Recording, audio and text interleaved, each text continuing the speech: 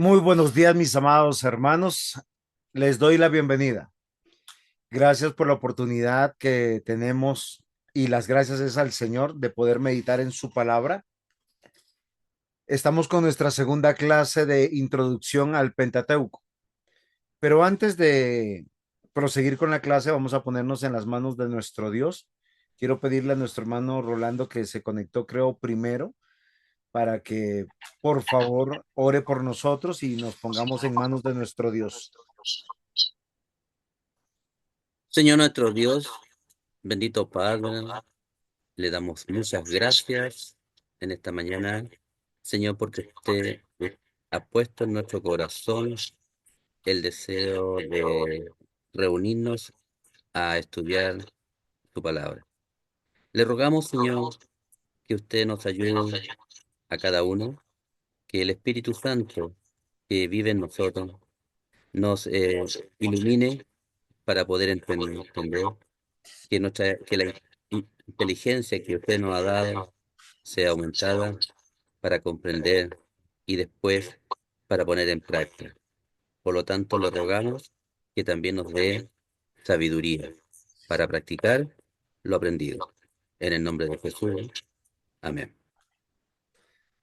Muy bien, mis amados hermanos, nosotros comenzamos esta clase con una introducción al Pentateuco y nosotros usamos el nombre más conocido para los 5 primeros libros de la Biblia dentro de la Iglesia Evangélica Reformada, que es el Pentateuco. Eh, y hablamos en nuestra primera clase sobre la inspiración y citamos a Jesús, citamos a Pablo, citamos que la Biblia nos cita a estos personajes que nos dicen que el Pentateuco es la palabra de Dios. Mayormente los versículos que tomamos eran sobre, que se refieren al Pentateuco como la ley de Dios.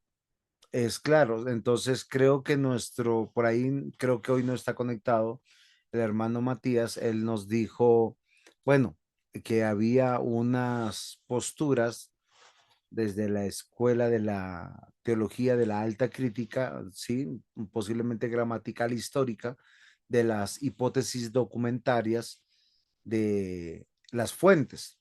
Pero creo que nadie comentó nada sobre este tema y lo pasamos de largo también porque estaba como muy al final de la clase y nosotros pudiéramos hablar de las fuentes yavista o también la de la elogista, la sacerdotal y la deuteronomista. Solo quiero que nosotros consideremos algo. Cuando estamos haciendo teología, obviamente que todos tienen argumentos filosóficos, teológicos, históricos, cronológicos, documentales, arqueológicos, para poder hablar un poco de cuál es el origen del texto. Y no quiero defender ni quiero tampoco disentir, solo quiero que entremos en razonamiento. Nosotros podemos tomar todas estas obras que tienen su esfuerzo humano, racional, pero tanto la fuente yavista, elogista, sacerdotal y deuteronomista no ubican apropiadamente al Pentateuco dentro de la historia de la redención, dentro del panorama bíblico, dentro del canon, a mi juicio. ¿Por qué razón? Porque todas estas posturas nos dicen que no fue escrita básicamente por Moisés, sino que hay algunas partes escritas por Moisés, otras por seguidores de Moisés, otros porque querían demostrar el sacerdocio, otros porque querían demostrar la monarquía y el pueblo de Dios, pero todos son, o sea, todos en alguna medida están atentando contra la inspiración de la palabra de Dios. ¿Por qué yo les quiero decir esto? Porque nosotros tenemos que tener cuidado como buenos estudiantes de la escritura. Creo yo que la intención del seminario es ser confesional. Creo yo que la intención del seminario, de nuestro seminario MINS, quiere ser bíblico. Y nosotros hemos entendido que toda la palabra es inspirada por Dios. ¿A dónde nos lleva y dónde nos ubica eso? Que cada uno de los 66 libros de la Biblia, incluyendo el Pentateuco, pues son verdad y son verdad absoluta. Entonces, creo que la fuente de análisis correcta que tenemos que hacer es, si Jesús lo dijo dentro del contexto bíblico, si Pablo lo dijo dentro del contexto bíblico, porque fue la argumentación que yo usé, pues tenemos que entender que pese a todas las pruebas arqueológicas, que si nosotros las usamos bien, no vamos a decir que, bueno, fueron escritas por los sacerdotes o por una corriente yavista oral. Para mí es muy difícil ese tema de la tradición oral y yo no quiero sembrar dudas sobre ustedes, sino yo quiero, al contrario, despejar las dudas.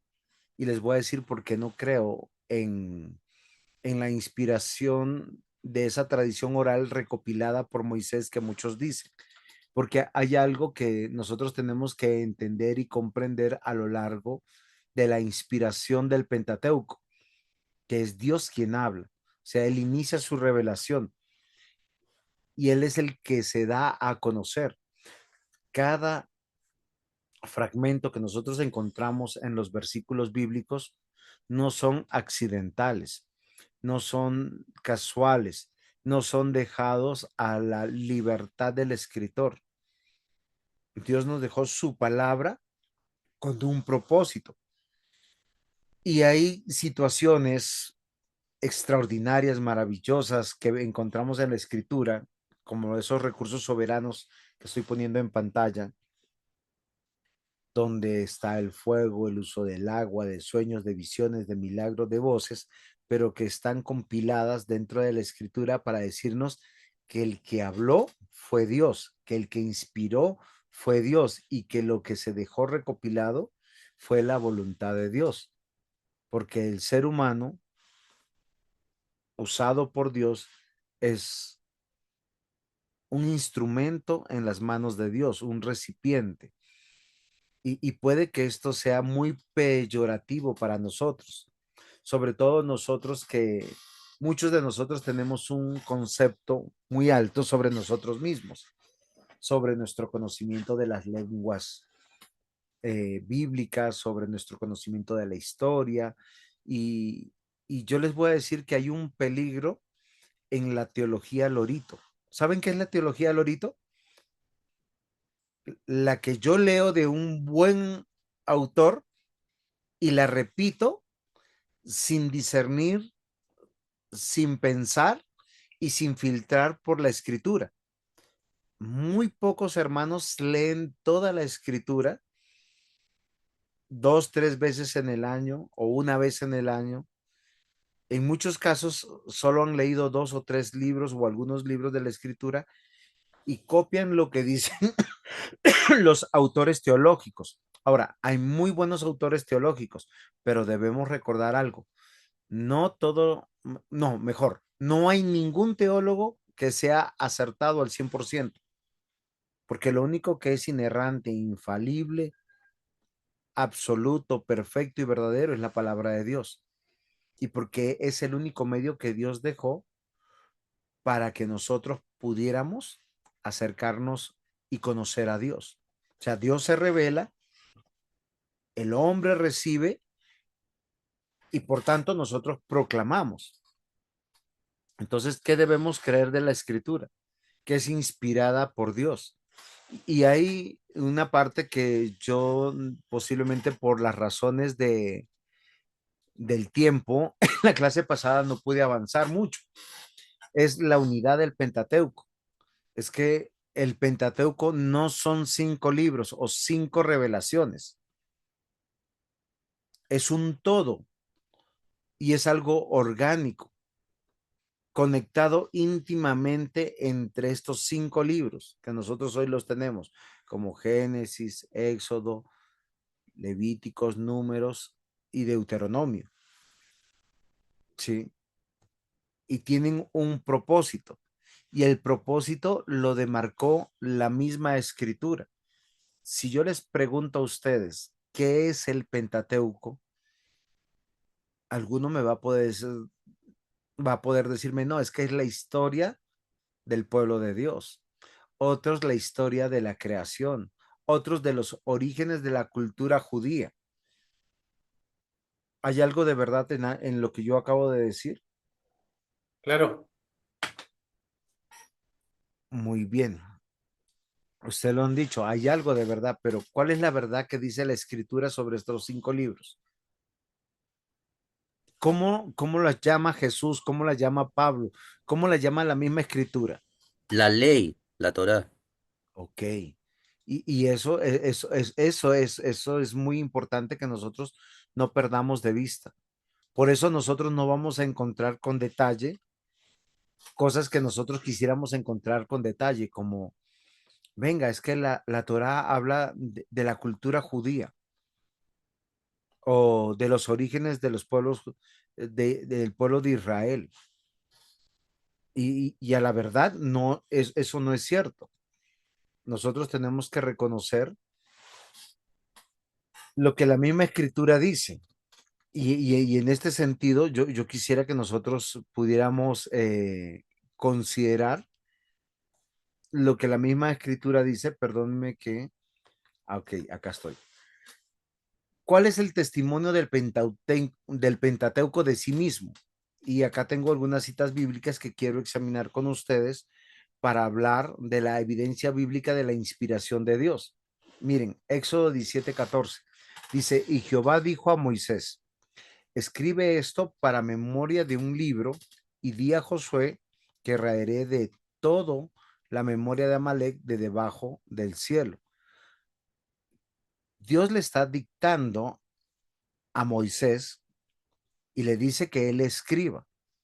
Ahora, no es un dictado mecánico, sino es un dictado en el sentido de que Dios guarda la mente, el corazón del escritor, usa sus situaciones reales, verídicas, que están en un contexto histórico para enseñarnos algo fundamental. ¿Cuál es la ley de Dios o la palabra de Dios? La siguiente cita es Éxodo 24:4. No es un ejercicio hermenéutico exhaustivo, sino con la consideración de entender que el Pentateuco, que dice de sí mismo sobre la inspiración y sobre lo que significa para nosotros. Y Moisés escribió todas las palabras de Jehová y levantándose de mañana edificó un altar al pie del monte y 12 columnas según las 12 tribus de Israel. Acá hay algo particular. Para que nosotros dijéramos que es una tradición oral comunicada de padres a hijos, en 400 años, ¿cuántas generaciones tuviéramos? De hecho, solo hacemos un ejercicio. Si yo les preguntara sobre la clase pasada, ¿qué recuerdan oralmente lo que hemos hablado? Les aseguro que si no tienen apuntes, si acaso me dirían que hablamos de la inspiración de Dios, que Jesús dijo y que Pablo dijo y que finalmente tenemos que creer, pero no tuviéramos precisiones. Fíjense que en esta narración nos habla de 12 columnas que están siendo referidas a las 12 tribus de Israel con mucha precisión que, por decir, nosotros dijéramos, bueno, esto lo sabemos todos, pero hay narraciones donde se especifican lugares, nombres, se especifican situaciones, si fue por la tarde, si fue por la mañana, si fue al mediodía, cuáles fueron las reacciones emocionales de alguno de los personajes. Y sigue diciendo la palabra de Dios que ella misma es palabra de Dios. Éxodo 24:7. Y tomó el libro del pacto, singular, no plural, y estamos leyendo Éxodo, o sea, es el segundo libro para nosotros, pero una sola revelación.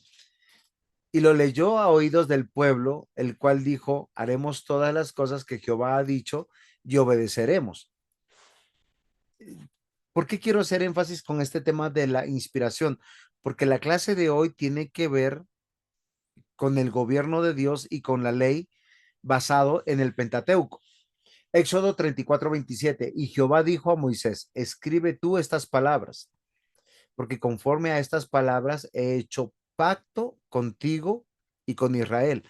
Nuevamente, singular para el segundo libro de la Biblia, y nosotros pudiéramos desglosar que cada uno de los mandatos, cada una de las ordenanzas, no solamente son normativas, sino son impositivas de Dios a través de lo que Dios le está diciendo a Moisés y que le está especificando lo que tiene que estar, y asimismo, por inferencia, tenemos que decir que hay cosas que no se pusieron y no se dijeron, aunque pasaron, pero no quedaron registradas. Y eso es muy importante, porque Génesis, Éxodo, Números, Levíticos y Deuteronomio no están contando la historia de un pueblo, están hablando de la norma de Dios o de la ley de Dios. Y esto es importante para nosotros, que nosotros no perdamos de vista. Entonces, miren que tenemos evidencias teológicas, detalles de un testigo de primera mano que aparece en el registro del Éxodo que sugiere un participante real de eventos. Cuando digo real es que existió, vivió, lo experimentó y lo escribió. Si alguien tuviera que escribir algo con esa precisión, pues no estaría justo. Miren, Éxodo 15:27 dice, y llegaron a Elín, donde había 12 fuentes de agua y 70 palmeras, y acamparon allí junto a las aguas. Precisión del relato con detalles claros. Números 11, versículos 7 al 8. Y era el maná como semilla de culantro, y su color como de bedelío. El pueblo se esparcía y lo recogía y lo molía en molinos, o lo majaba en morteros y lo cocía en caldera, o hacía de él tortas. Su sabor era como de aceite nuevo. Entonces, hay cosas fundamentales que nosotros tenemos que considerar, que el autor de Génesis y de Éxodo muestra una profunda familiaridad, no solamente con Egipto, sino con los nombres, tales como los que nosotros encontramos: On, Heliópolis, Pitón, la casa de Atum, Potifera, regalo de Ra, Asenat,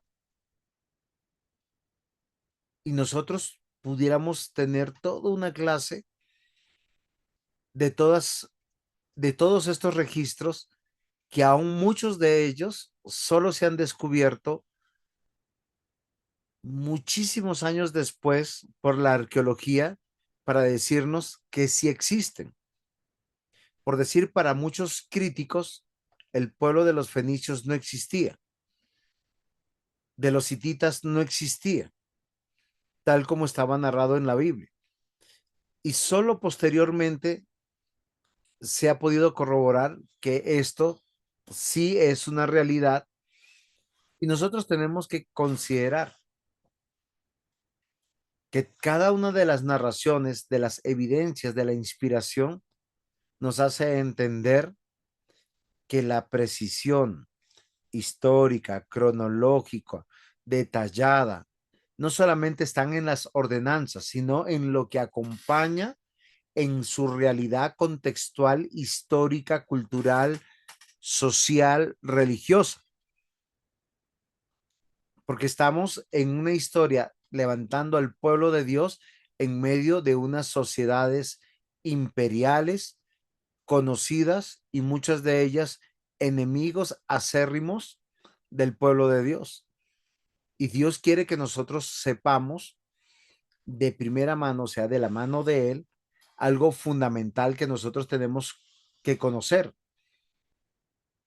Es que esto no es una historia metafórica para enseñarnos verdades teológicas. repito, esto no son verdades, perdón, metáforas históricas para enseñarnos verdades teológicas, como muchos han querido hacernos entender desde aquellos que hablan de la fuente sacerdotal, que dicen que no, pues los sacerdotes querían que nosotros pensáramos que Dios nos está ilustrando para aplicarlo de alguna manera a nuestra vida. Entonces, ¿por qué es fundamental? Yo repasando mis diapositivas que yo quise compartir con ustedes sobre esta clase, porque nosotros encontramos dentro de lo que es el Pentateuco, no solamente lo que Dios va a imprimir como norma, ¿sí? Como ley, sino nos va a decir que la podemos aplicar, estemos donde estemos, no importa el contexto, porque todos los contextos que se vivieron en esa época, que está cubriendo muchísimos años, yo les hago una pregunta, a ver, ¿quién de ustedes se arriesga? ¿Cuántos años cubre el Pentateuco?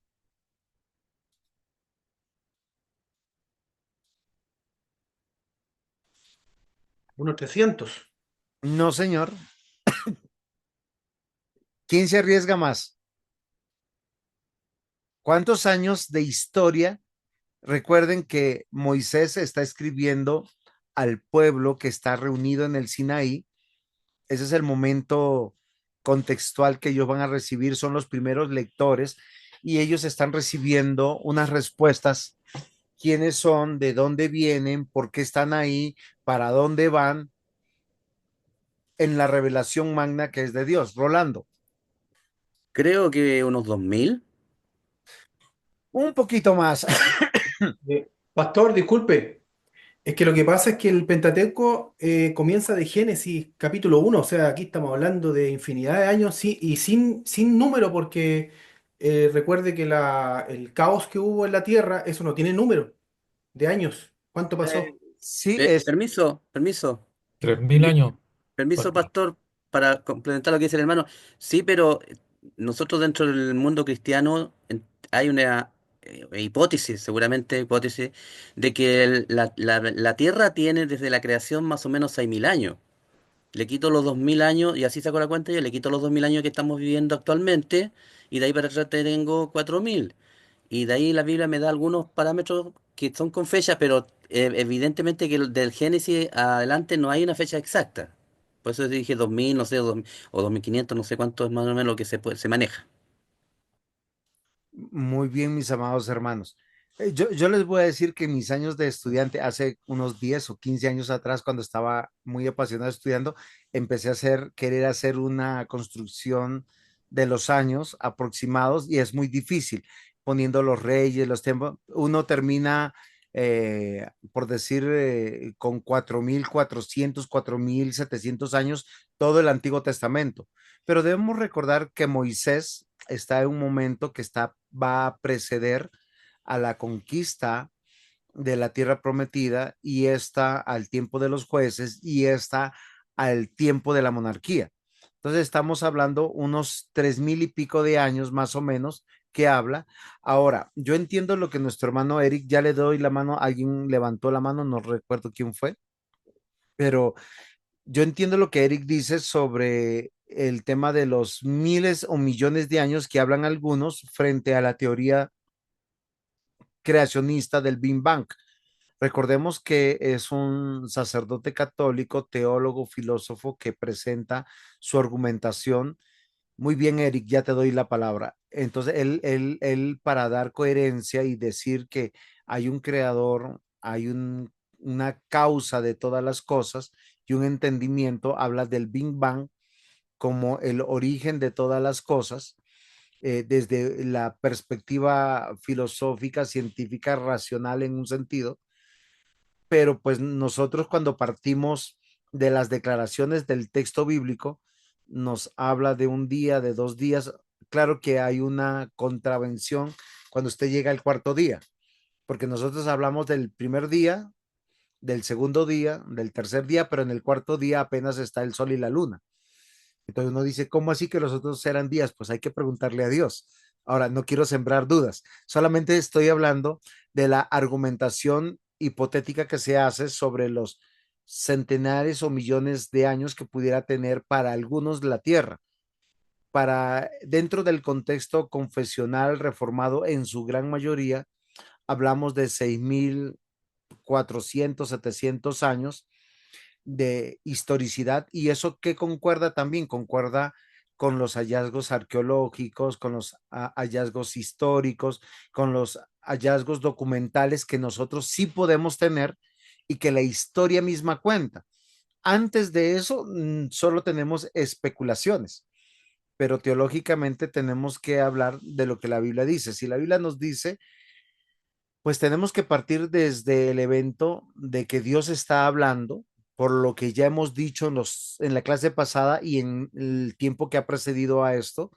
Entonces, estas palabras nos tienen que convencer que fue un día, luego otro día, y fueron 6 días los días de la creación. Luego, posteriormente, en el Nuevo Testamento lo va a reafirmar el Señor Jesús y también lo va a reafirmar el apóstol Pablo. Pero quiero darle el paso a Eric, no sé si tiene una pregunta o un aporte. No, sí, hermano, gracias. No, un aporte nomás, yo creo, pastor, gracias. Bueno, interesante obviamente todo lo que estamos estudiando, pero yo creo que para poder ser más certero hay que hablar en qué contexto estamos hablando. Como el hermano, el pastor habló del Pentateuco, entonces claro, eso incluía Génesis, el versículo 1, donde dice que Dios en el principio creó Dios los cielos y la tierra. O sea, no tenemos fecha en el versículo 1 de Génesis respecto de cuánto tiempo pasó. O sea, ahí no hay número. Ahora, si queremos hablar de, como decía el hermano Rolando, respecto de el ser humano, eso es otra cosa. El ser humano, claro, ahí sí estamos hablando de, como nombraba el pastor, 6.000 años. Ahora, si el pastor dice después, no, no, no, es que estamos hablando de Moisés, chuta, entonces, no, hablemos de Moisés, entonces ahí se reduce el tiempo. Por eso que, como inicialmente usted dijo Pentateuco, entonces, bueno, Pentateuco parte de Génesis 1:1. Por eso que yo me refería a que es una fecha sin número porque no lo tenemos. Muy bien, mi hermano Eric. Si eres un buen teólogo, vas a poder ser un buen abogado. Entonces, en esta clase que vamos a abordar como introducción al Pentateuco, yo quiero hacerles pensar más allá de lo que normalmente encontramos en casi todos los textos sobre el Pentateuco, que nos hablan de la cultura, que nos hablan de algunas leyes, que nos hablan de algunas posiciones históricas y que ustedes van a poder encontrar en varios textos de la Biblia. Y es una postura mía como profesor, como estudiante también de la palabra de Dios. ¿Cuál fue el propósito del Pentateuco? Porque debemos reconocer a todos nosotros que somos confesionales, que estamos hablando de una teología pactual, de un propósito redentivo, de que Dios escogió un lugar de toda la creación, que es la tierra, para establecer su reino y para establecer y manifestar su gobierno. O sea, él quiere revelar eso y no lo hace de manera aleatoria o casual. Y es algo muy importante que nosotros lo comprendamos. ¿Por qué razón? Porque muchos de nosotros, cuando vamos a Génesis, que es el primer libro de la Biblia, y vemos la creación del hombre, se nos han enseñado y posiblemente hemos aprendido mal que Dios puso al hombre para crear cultura, para crear sociedad, para crear folclore, para crear religión, y eso no es correcto. ¿Por qué yo les voy a decir que no es correcto? Porque cuando Dios pone al hombre, le da ciertas capacidades e inmediatamente nosotros entendemos que cuando Dios publica la sola ordenanza de señorear, sojuzgar, fructificar, multiplicar, uno se va a preguntar sobre qué bases. Y las bases no es sobre Adán yo entiendo cuando el hermano Rolando al principio dijo, pues, ¿a qué hora va a poner el nombre a todos los animales? Pues a medida que se los va encontrando, va a decir, este es un león, este es un lobo, este es, y se los, le fue poniendo los nombres. No es que todos los animalitos llegaron como en un cuento de fantasía a venirle, venga, Adán, ponme el nombre y me voy. No, no fue así, es una historia que se va desarrollando a lo largo de la historia y de hecho nosotros en nombre de Adán hay muchas especies que hoy en día se siguen descubriendo y que se le siguen poniendo nombre. ¿Quién se las pone? El hombre. No se las pone un marciano, no se las pone un ángel, no la encontramos en unas tablitas de oro, ni de plata, ni de piedra, el nombre, sino el hombre sigue poniendo el nombre a lo que se va en función de lo mismo. ¿A dónde yo quiero ir? Que el Pentateuco, todo el Pentateuco es ley. Bueno, eso es lo que dice. Dios inspiró su palabra, o sea, todo lo que relata y lo que encontramos es verdad. No son metáforas para hablarnos de verdades contextuales para hoy, sino es verdad. La revelación de Dios en un primer sentido es vertical, porque Dios se relaciona con un pueblo, con un reino, pero también salva individuos. Y aunque salve individuos, tiene una afectación colectiva. ¿Por qué razón? Porque lo que es ley para mí es ley para Jorge, es ley para Eric, es ley para Eugenio, es ley para Gerson, es ley para, bueno, acá está nuevamente Eugenio y Andrés. Si vamos entendiendo, para cualquier persona que va a la escritura, es ley. O sea, tienes siempre permanentemente estos dos sentidos, vertical y horizontal. De hecho, cuando nosotros vamos a los 10 mandamientos, nosotros hablamos de dos tablas. Y a veces creo que también de manera apresurada nos han dicho los primeros 4 mandamientos son para con Dios y los otros 6 para con el prójimo. Si nosotros hacemos una lectura más detenida, más pausada, nos vamos a encontrar que cada uno de esos mandamientos tiene que ver con una responsabilidad personal, individual, vertical de mi relación con Dios. ¿Por qué yo honro a mis padres? No porque mi papá y mi mamá sean buenos ni nada, sino porque Dios me los dio. Pero ¿por qué tengo un solo Dios? La escritura dice en el primer mandamiento, no tendrás dioses ajenos delante de mí. O sea, ahí presupone que cualquier otro Dios fuera del Dios verdadero es un Dios falso. Pero lo que yo creo lo tienen que creer ustedes. Y con los que yo me junto, tenemos que creer lo mismo. Entonces hay una revelación de Dios vertical, individual, personal, pero a la vez es horizontal o colectiva. Y esto es lo que nosotros encontramos en la unidad de cómo se concatena los 5 libros de la Biblia. Porque la revelación de Dios es orgánica. Fíjense que nos cuenta Génesis, el origen de todas las cosas, la creación, es una respuesta clara al pueblo de Dios que está en el Sinaí diciendo, oiga, nosotros de dónde somos, de dónde venimos. Recuerden que ellos fueron permeados de costumbres por estar 400 años en Egipto. Miren, ¿cómo fue esa realidad que cuando Moisés subió al monte Sinaí y no bajaba, incluyendo el propio hermano de Moisés, Aarón, fue convencido, hagámonos pues un Dios que veamos. Y nosotros, o sea, ellos no realmente no tenían claro, no es como aquellos que dicen, no, es que la tradición oral y todos sabían que todos venimos de Adán, de Eva, que estuvo el patriarca Abraham, Isaac, Jacob. La gran mayoría de ellos, cuando ustedes leen Génesis, perdón, Éxodo capítulo 1 y 2, lo único que clamaban era, estamos sufriendo, ayúdennos, Dios, ayúdanos, pero ¿cuál Dios? No sabían, es en serio.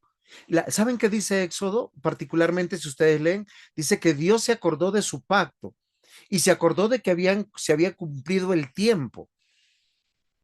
Y él llamó a Moisés, o sea, va, busca a Moisés. Moisés estaba en otra cosa, estaba en su vida ordinaria y está la zarza ardiendo y Moisés empieza a ser reconvenido en su vida y luego a través de Moisés él reconviene a los líderes del pueblo esclavizado y luego ellos tienen que reconvenir al pueblo y todo el pueblo siempre estaba entre esa ignorancia de quiénes eran, quién era Dios y cuál era su propósito en la tierra. Por eso la revelación de Dios del Pentateuco no solamente es su ley, sino les da esas respuestas existenciales.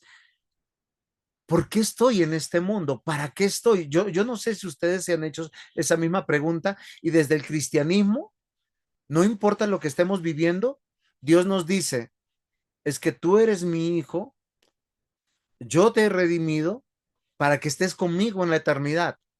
Ah, ok. Amén. Si tengo cáncer, no importa. Si estoy sano, tampoco importa.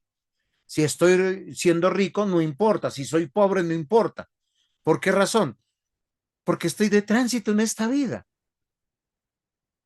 Y miren lo interesante que desprendernos de toda esa cosmología materialista, hedonista, narcisista, es lo que le ha costado al hombre a lo largo de la historia. Y el Pentateuco es una respuesta extraordinaria de que Dios existe y Dios es el que gobierna y que tenemos un propósito en los planes de Dios. Por eso que el Pentateuco es llamado la ley de Dios. Y los diversos componentes del Pentateuco constituyen una unidad. Miren que el judaísmo habla de la Torá o de la ley. Para ellos fuertemente después del retorno de Babilonia, recuerden que no hay judíos antes del exilio. Por eso el Pentateuco no habla de los judíos, ni tampoco habla de los israelitas. El Pentateuco habla de Dios y de su pueblo y de todas las prescripciones que Dios transmitió a Moisés en el monte Sinaí, sentando las bases de un orden moral y social a su pueblo. Nosotros, a lo largo de las escrituras, nosotros podemos ver a grandes rasgos la creación del universo, cómo se va extendiendo toda la narrativa hasta el fallecimiento de Moisés a lo largo de una historia donde Dios se presenta con algunos títulos que podemos encontrar. Dios es creador, Dios es redentor, Dios es juez, Dios es profeta, Dios es sacerdote, Dios es padre, Dios es nuestro rey, Dios es nuestro pastor. Lo que van a encontrar el pueblo liberado de Egipto en el Sinaí son respuestas claras que ellos son el pueblo de Dios. Y nosotros por eso tenemos que entender y comprender que para que haya un reino, tiene que haber un lugar. Y ese lugar se llama tierra. En esta tierra, Dios escogió una especie, los seres humanos, con un propósito: señorear, sojuzgar. Y miren, no, yo no sé si a ustedes les llama la atención la historia como ciencias. Cuando nosotros revisamos la historia humana, todos los pueblos tienen algo en común. Está de manera intrínseca en cada sociedad valores muy similares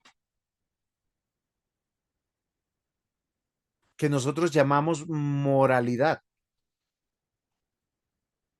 Cada pueblo tiene una concepción moral muy parecida una de otra sociedad. En todas las sociedades que hay, no importa la época donde usted se ponga, hay un principio permanente: no matarás. Matemos al vecino, pero entre nosotros no nos podemos matar. Robemos al vecino, pero entre nosotros no nos podemos robar. está implícito el orden, la verdad y la justicia. Yo no sé si a ustedes les llama la atención eso, pero no importa si usted se sitúa en el África o se sitúa en Norteamérica, Sudamérica, Australia, Asia, todas las sociedades tienen códigos morales. No hablan del mismo Dios. Ahora, no estoy diciendo que eso sea bueno. Lo que yo estoy diciendo es que cuando Dios creó al hombre, al ser humano, escribió su ley primero en su corazón y él cuando le dicen esto es malo y esto es bueno, él lo entiende. No tuvo que hacerse pública, sino hasta cuando se hizo pública con Moisés. Pablo lo explica y dice para poder llamar a juicio a toda la humanidad. Pero toda la humanidad es responsable a pesar de la caída, porque esos valores son intrínsecos antropológicamente a cada uno de ellos. Porque Dios puso al ser humano en este mundo para señorear, para sojuzgar. ¿Qué implica eso? Tener una ley. Un reino que no tenga rey, un reino que no tenga súbditos, un reino que no tenga lugar y un reino que no tenga ley, no es un reino, porque son bases fundamentales para poder dominar, sojuzgar la creación. Por eso nosotros cuando vemos la Torá, vamos a ver la ley de Dios. Y cuando hablamos de ley, estamos hablando de algo claro. ¿Qué es la ley? Una instrucción y una norma. Toda norma tiene un título y ese título es abarcante. Cuando dice no matarás, es el título. Pero en la exposición de la ley, su alcance y finalidad, vamos a encontrar su perfección. Rolando creo que tenía la mano levantada. Eh, sí, haciendo uso de lo que usted dijo al principio, que podíamos hacerle alguna pregunta. Con todo gusto. El tema que está tocando me hace recordar una inquietud que me ha costado mucho entender todavía. Tengo que reconocerlo. La ley, como usted lo menciona, y como lo menciona Pablo, fue escrita para que nosotros entendamos y reconozcamos que somos pecadores. La ley nos refleja como un espejo que nosotros hemos pecado, porque ahí dice todas las cosas que no hay que hacer y nosotros hacemos una, somos pecadores. No sé qué forma explicarlo más claro, pero creo que todos me entienden. Pero mi problema es, y Pablo dice que los, o sea, ¿y qué pasa con los antes que Moisés diera la ley de Dios, el pueblo anterior, cómo se condenaba? Siempre se ha enseñado, y yo también lo he aprendido, de que se condena los pueblos anteriores antes de tener la ley de Dios, que le decía si es bueno o malo, o si ha infringido o no, por la ley escrita en sus corazones. Entonces, esa parte siempre me ha costado un poco entenderla. Esa más que nada Muy no sé si bien, se Rolando. entiende. No te preocupes. Me ayudas con tu participación y me ayudas de la siguiente manera. Lo que tú has dicho es un aspecto de la revelación de Dios, hablándonos de uno de los propósitos de la ley. La ley fue hecha pública para poder llamar a todos los hombres bajo una misma ley y ser juzgados justamente. Porque si no, Pablo mismo argumenta, si no hubiese sido hecha pública, ¿cómo nosotros juzgamos a todos los hombres? ¿Sí? Porque no podemos decir que vamos a juzgar a los del Antiguo Testamento de una manera y a los del Nuevo Testamento de otra manera, a los que estaban antes de Moisés de una manera y a los hombres después de Moisés de otra manera. Por eso nosotros estábamos diciendo que desde que Dios creó al hombre, la Biblia nos da y nos deja por sentado que la ley fue escrita en el corazón. Luego este tema va a ser desglosado en todas las escrituras con mucha claridad. El hombre cuando se revela contra la ley de Dios. ¿Sí? O sea, el revelarse a Dios es contra su voluntad revelada manifiesta. Voy a hacerles unos pequeños ejemplos para que lo veamos con claridad. Dios que le dijo al hombre en Génesis capítulo 1, dice, fructificad, multiplicad, llenad la tierra, sojuzgadla. Aquí hay varias implicaciones. Primero, tengan hijos. Esos hijos tienen que reflejar el carácter de Dios, justo, santo, benevolente, piadoso. O sea, cualquier cosa que se haga diferente a eso está mal. Vayan y no se queden concentrados, sino llenen la tierra. Y nosotros llegamos a Génesis capítulo 6 y nos damos cuenta que ya está implícito las órdenes de Dios. Pero ¿cuál es la denuncia más grande que hay en Génesis?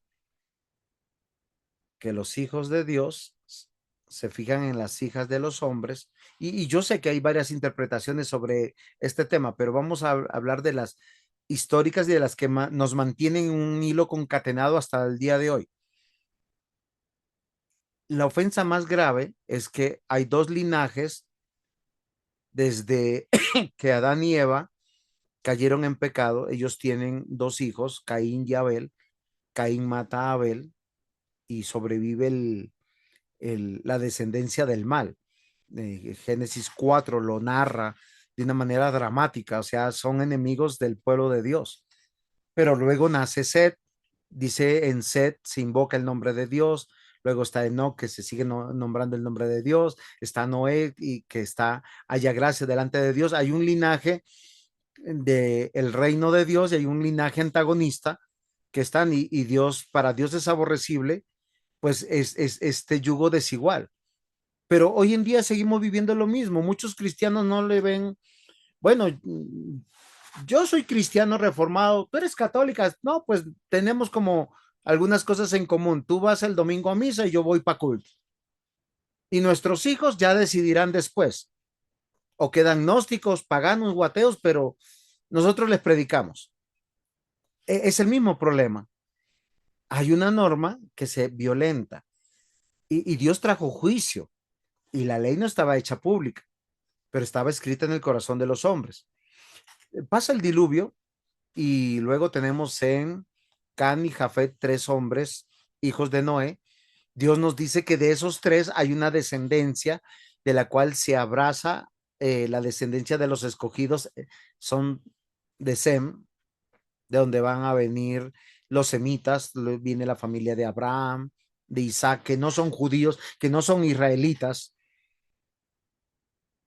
y otra descendencia de Cam, de uno de los hijos que el mismo Noé maldijo por las acciones de su hijo, que fueron fatales, y Jafet, que queda como un intermedio, digamos, gnóstico hoy en día. Existe Dios, pero no estoy muy convencido, pero solo hay un linaje.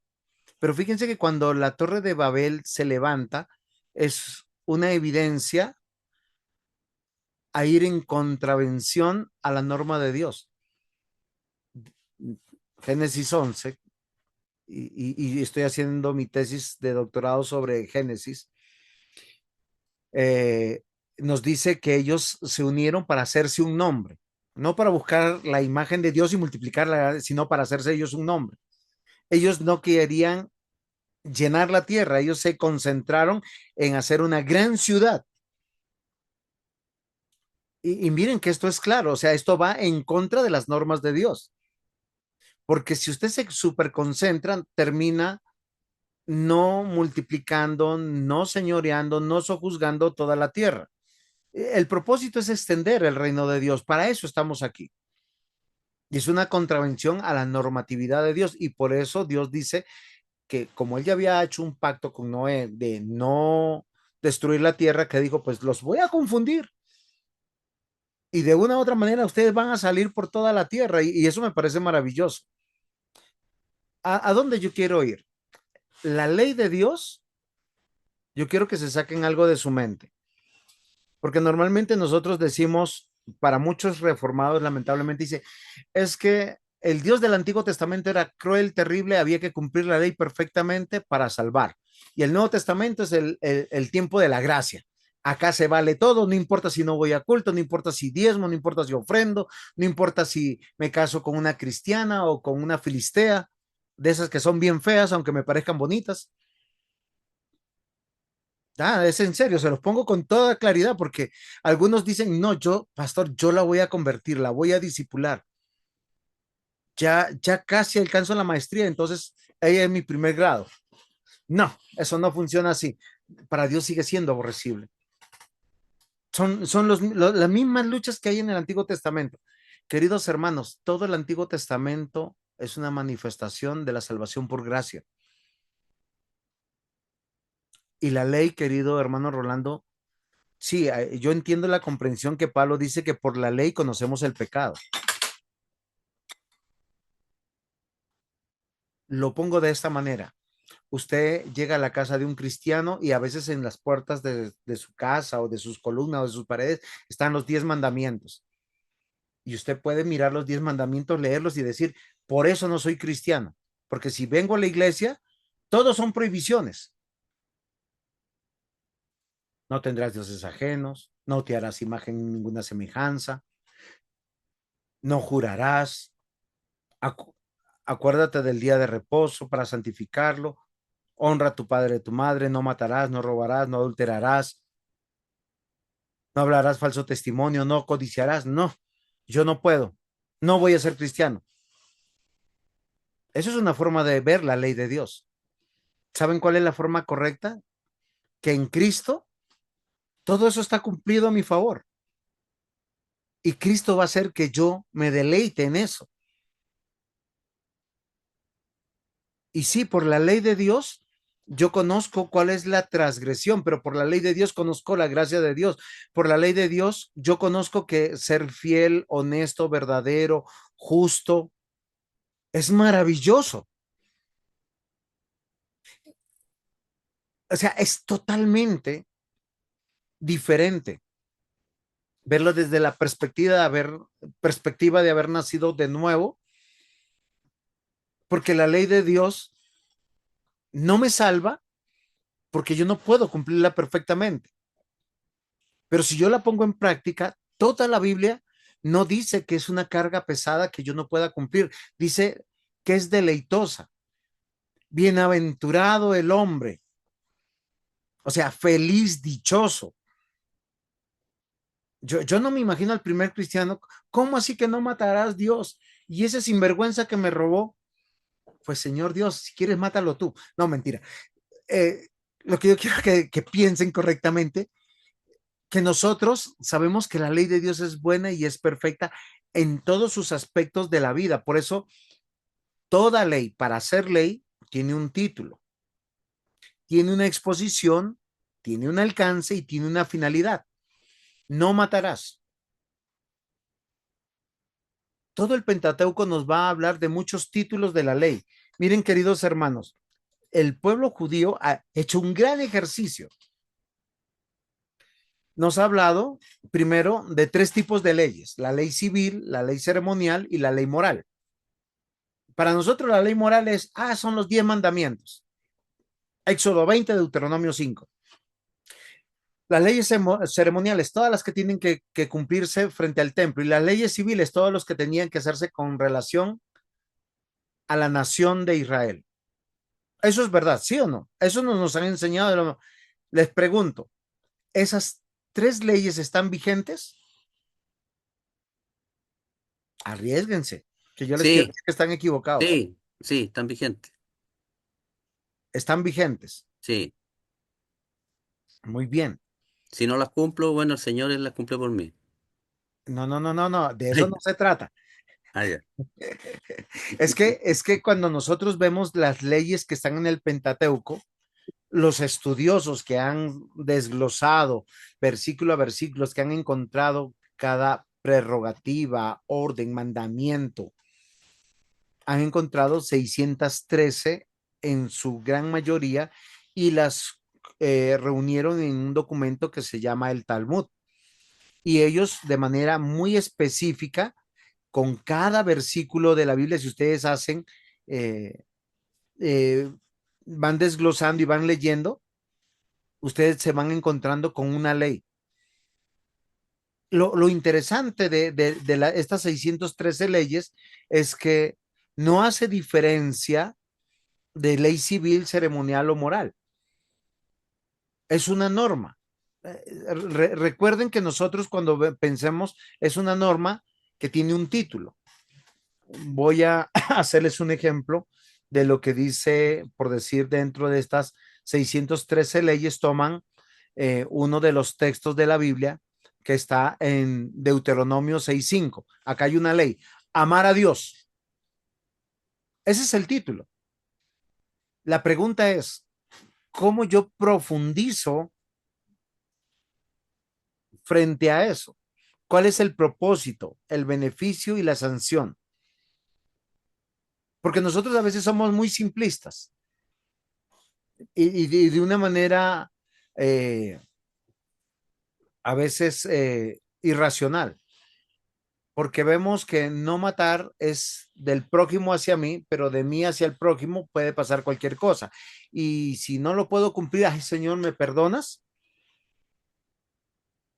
Y yo pienso que se arregló. Y recuerden que la ley de Dios fue dada porque Dios nos está diciendo que Él está gobernando el mundo. ¿Qué significa? Que cuando la ley de Dios es manifiesta, está manifestando la presencia de Dios. Cuando la ley es manifiesta, está manifestando el obrar de Dios. Que cuando la ley es manifiesta, es su revelación y su autoridad en ejercicio. Y nosotros hemos olvidado eso. Hay una intencionalidad de Dios al dar el Pentateuco. Recuerden que siempre les dijo Dios a su pueblo, ahora que ustedes van a pasar a la tierra prometida, no se olviden de no apartar este libro de la ley de sus vidas. ¿Para qué? Para que les vaya bien. Solo que nosotros a veces olvidamos esto. Dios está presente, obrando, revelándose, y no es de manera mística. No es como el hermanito que llega y dice, ay, pastor, aquí no sentí la presencia de Dios. ¿Por qué? Porque no cantaron música gospel, porque el que estaba orando no se quebrantó, no levantó la voz, no gritó y las luces se apagaron y no salió un sonidito de estruendo. Él dice que no sintió la presencia de Dios porque no sintió una emoción.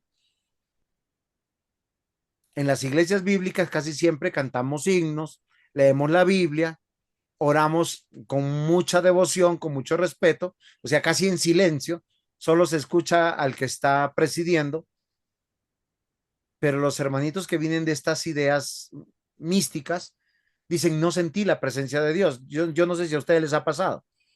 A mí me ha pasado en la iglesia mía. Y un día yo le dije, ay hermano, le voy a decir algo tan raro, porque pensemos que aquí no hay ningún cristiano.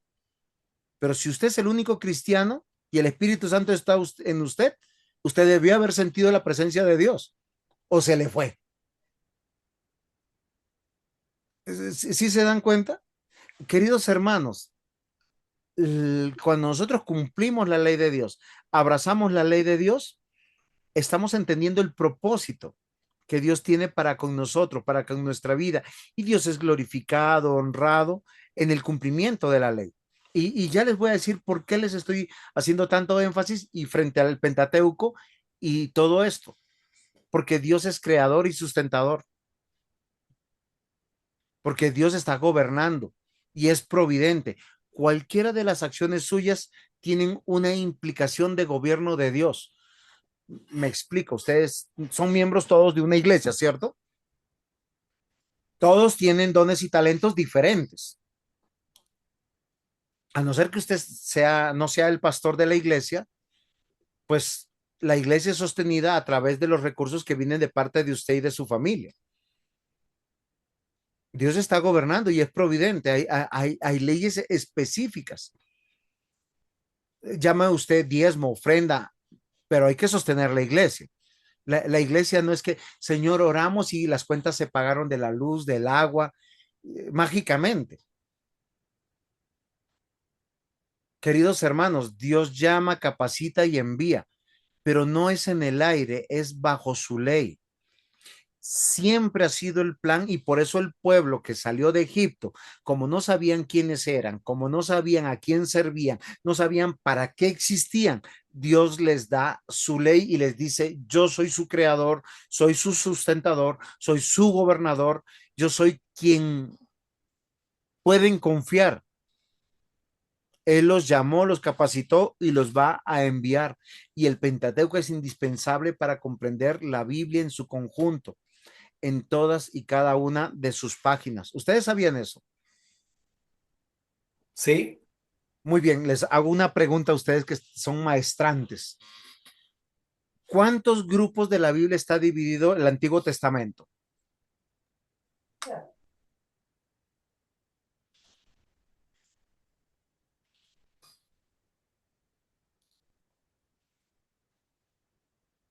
Cuatro. ¿Cuáles son, por favor? Está el Pentateuco, los libros de los profetas menores, los profetas mayores y los sapenciales. Sapenciales. Muy bien, excelente, mi hermano. Ahora voy a hacer la siguiente pregunta. ¿Cómo los correlacionamos?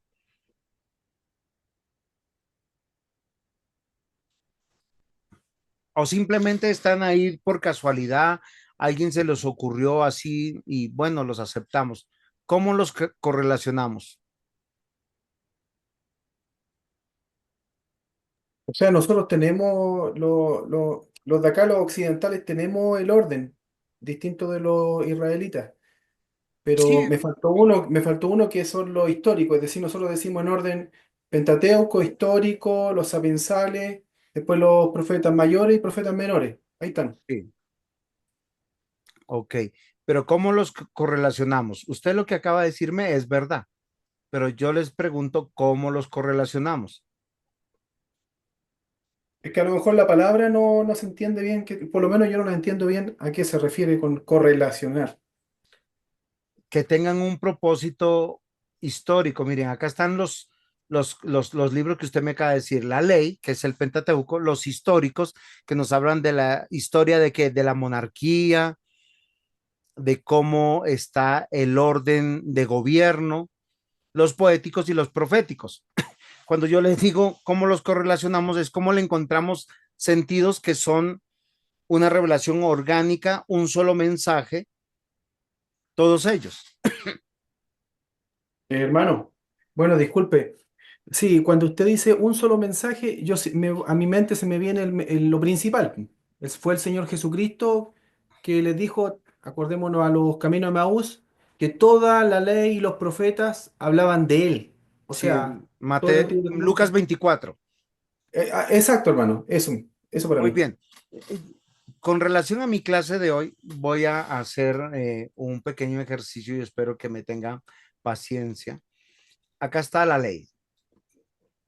Cuando nosotros vemos la ley, es el Pentateuco y recuerden que la ley está dividida en los tres aspectos de ley que nosotros hemos visto, el ceremonial, el moral y el civil. Y nos presenta una base histórica. ¿Cuál es la base histórica? Que nosotros entendemos aquí es la monarquía. Ellos son los que tienen que usar el ejercicio de la ley para decir que el pueblo está bajo el gobierno de Dios. Nosotros sabemos que esta monarquía era una monarquía teocrática. Sí es claro lo que estoy diciendo. O sea, lo que ellos van a ejecutar como ley, como tradición, como cultura, como ceremonias, no lo inventó el pueblo judío. Ellos tenían que obedecer a esta ley. ¿Si es así o no es así? Por eso yo les dije desde el comienzo, cuando Dios puso a Adán y a Eva y le dijo fructificar, multiplicar, no le dijo vaya y hagan cultura, no les dijo vayan y hagan tradiciones, vayan y hagan ceremonias, no les dijo ustedes van a hacer una acción de virreyes. Primera de Pedro 2:9 dice, nosotros somos real sacerdocio, nación santa, pueblo adquirido por Dios. Es la misma idea que tiene todo el Antiguo Testamento desde los libros históricos. Yo entiendo que nosotros el mensaje central de todas las escrituras es Cristo. Lucas 24, cuando se aparece a los hermanos en Emaús, le dicen, oiga, ¿ustedes por qué se sorprenden? Moisés, la ley, los salmos y los profetas hablaron de mí. Eso es verdad. Pero dejando de lado el mensaje redentivo, perdón que sea, porque no es mi propósito de hablar de la parte soteriológica, redentiva, pactual, sino de la ley. Yo quiero que nosotros miremos, acá hay autoridades específicas en los libros históricos que están demarcadas, que está hablando de la parte real, monárquica, en la parte civil, en la parte sacerdotal, levítica, de la parte que nosotros tenemos que obedecer la ley. Pero ellos tuvieron estos dos libros que están acá, estos dos grupos de libros que nos dan una claridad fundamental. En los libros poéticos, ¿qué libros encontramos? Proverbios, Salmos, Eclesiastés, Cantares. ¿Cuál Job. falta? Job. Muy bien. Y todos ellos saben a qué, y el de Job es muy importante. ¿Saben qué es lo que nos explica? El propósito de la ley. Recuerdan en la diapositiva anterior que yo estaba teniendo que la ley tiene una normatividad y esa normatividad se establece en un título, pero los códigos legales siempre después del título viene el desglosamiento de la ley para hablarnos los alcances, los beneficios, pero también nos enseñan cómo se puede resarcir. La ley especifica cómo se puede resarcir porque la ley nunca puede ser quebrantada. Los transgresores de la ley por eso son condenados. Y todo el Pentateuco nos va a hablar de lo mismo. Todos los libros poéticos, y esto a mí me parece un acto paternal, cariñoso de Dios para nosotros. Los que hemos sido padres y los que somos abuelos, ¿cómo enseñamos a nuestros hijos la ley de Dios, las buenas costumbres? Cantando, ¿sí o no? Queremos enseñarle a un niño a lavarse la carita, le cantamos una canción, le queremos animar a que se coma la comidita o que se duerma tempranito, le ponemos un cuento, alguna cosa de estas hacemos. Miren que la paternidad de Dios en su relación con el hombre hace exactamente lo mismo. Cuando nosotros vemos proverbios, salmos, nos enseña cómo amar a Dios, cómo guardar el día de reposo, cómo ser buenos esposos, cómo ser buenos hijos, cómo ser buenos ciudadanos, cómo hacer justicia al huérfano, cómo hacer justicia a la viuda. Y uno queda, porque ninguno de los libros poéticos nos habla de una ley nueva. Esos 613 mandamientos más o menos que pudiéramos interpretar, se nos son explicados de manera paciente como si un padre enseñara a sus hijos a obedecer los mandamientos. El Señor Jesús dijo, quien me ama a mí, obedece los mandamientos.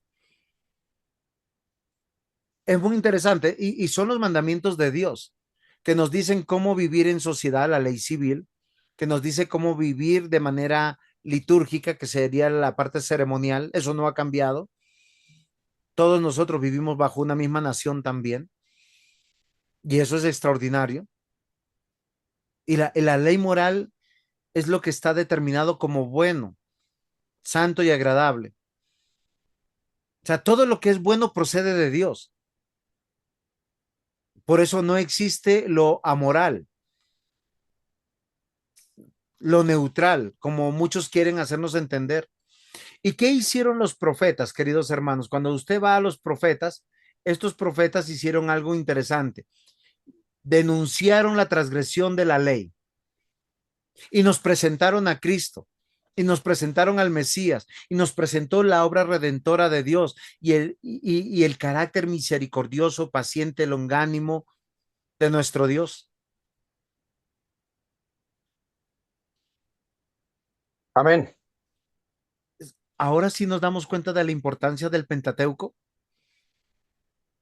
Ahora sí nos damos cuenta que el Pentateuco para nosotros va más allá de simplemente historias narrativas de una cultura, de una tradición. Claro, Nosotros, hermano. nosotros tenemos que comprender algo que es muy importante.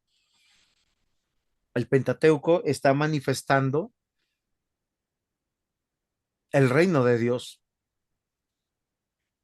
Nosotros a veces sacamos de la vista, y ya vuelvo a mi diapositiva, esto. No importa la época que estemos viviendo, Dios siempre nos va a llevar a su ley, porque bajo su ley estamos viviendo dentro del reino. Miren, yo soy peruano, pero vivo en Colombia hace 30 años.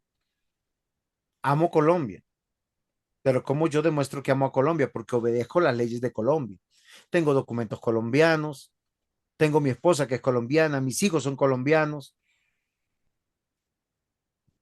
pero al yo supeditarme a la ley, como dice Pablo en Romanos 13, pues también me estoy sujetando a Dios.